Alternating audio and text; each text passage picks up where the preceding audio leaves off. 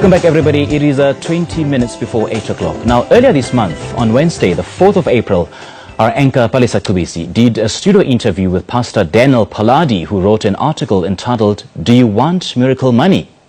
Now, that discussion also focused on South Africa and the church, where we made reference to the confirmed investigation by the Hawks Crime Fighting Unit into Prophet Shepard Bushiri for allegedly transporting an estimated 15 million rand out of South Africa to his country of Malawi in his private jet.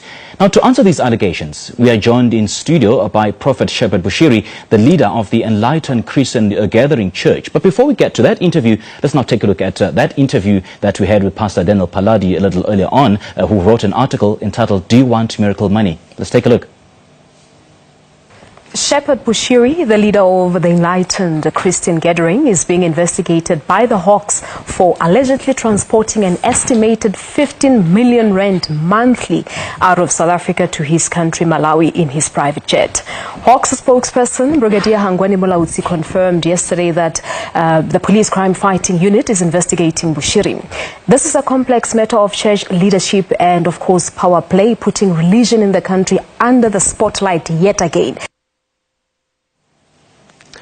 Well, there we have it. A very good morning to you, Professor Shepard Bushiri, and welcome to Morning Live. Prophet. Thank you so much. Oh, Prophet, I beg your pardon. Yeah. And welcome to Morning Live. No, thank you so much. Thank you so much. So much has been said about you. So many allegations have been leveled against you. What do you say to those allegations? Wow. It's quite amazing, actually. I was actually told, by that time I was in the USA, I was told actually about the articles and allegations that you are being investigated over issues of money laundering, where you get 15 million every month. I was like, wow, that's a lot of money, you know. So it's quite funny because I have never been officially told by the Hawks, neither police, that I'm being investigated. So in short, I'm not aware of those investigations, apart from learning from media. Apart from that, I don't think there is any investigation taking place, because I inquired through my lawyers from the Hawks and police if I'm at all being investigated, and they officially answered us to say they are not aware of any investigation. So you're saying those reports that you transported 50 million rand out of South Africa are false? Completely false. Okay.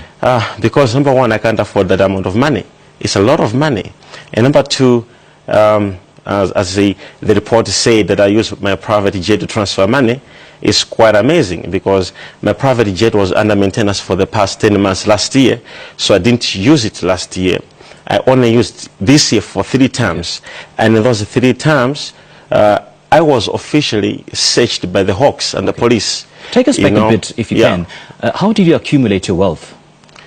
Well, I would say... Is it because of, like, did you start out as a pastor or as a business person? Wow. I would say my father is a wealthy man, you know, and he has a lot of farms in my country, Malawi. And at some point in time, in 2013, he supported me to do some farming. And I began using farming. And from there, the money which I got, a little bit of that money, we invested into small mining. And we began from mining, and then we began to grow into mining way back when I was in Malawi.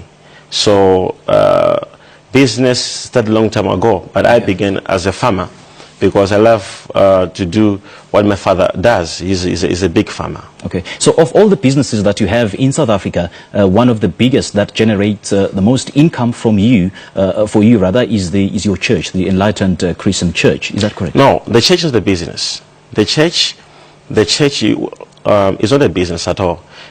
If you check into my accounts, if we can have even auditors who can come to my church, because my church is so open, our books are clean, you know. Actually, even SARS just exempted our church on tax, because you know, for SARS to do that, it means they are pleased with our books, you know. So our books are clean. And if you check, actually, you'll find out that my businesses, personally, also as a human being, I transfer money from my accounts to support my church. And it can actually be proved using, if you check into my bank accounts and all that. So I support my ministry using my business money as well as my personal money. So if you say that you don't run your church as a business, is that correct? Yes. So then how then do you explain congregants paying 5,000 rand for a one-on-one consultation with you on spiritual matters? How do you explain congregants paying 25,000 rand of sharing the same table with you at a gala dinner? Wow. I think the gala dinner issue was just a false story. We have never had a gala dinner at my church last year. We never had that.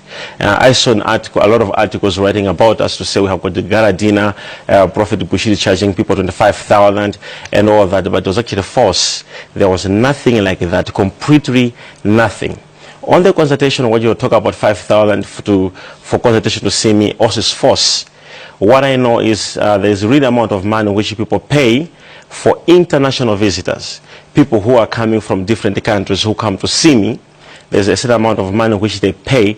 Not what is it that they pay for? All right, they pay for accommodation, for food, for transportation, and for other logistics. So it's not about money paying for me for all the 4 days they stay to see me. They have to pay for accommodation, food, and transportation.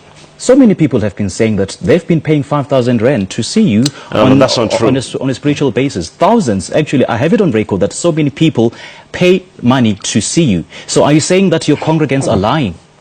Not that they are lying, but as I said, to say there's no any person on earth who ever paid me money to see me.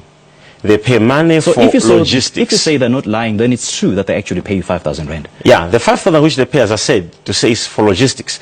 You see, what kind of the gospel is cheap, but it's expensive. If people come to see me from America, from Europe, from England, I don't think I have the capacity of keeping them and paying for their accommodation.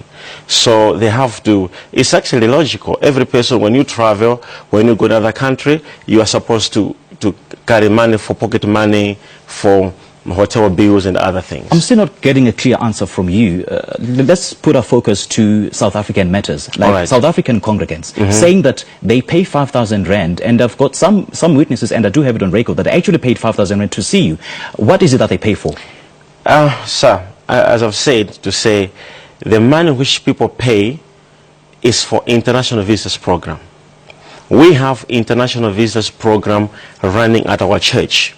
And every person who come to attend the international visitors program is a must to stay at the hotel, to eat, to be transported. All right. Yeah, so if there's a 5,000 rands which is paid, it's not for me, it's not for the church, it is for their own logistics. Okay. So there's no any person who can say they pay money to see me. That person could be an international visitor who came for international visitors program. Okay, I'm going to ask you to stay a little bit longer, as we'll have to take a short commercial break, when we'll continue our discussion with Prophet Shepherd Bushiri after the break. For now, let's go for coffee.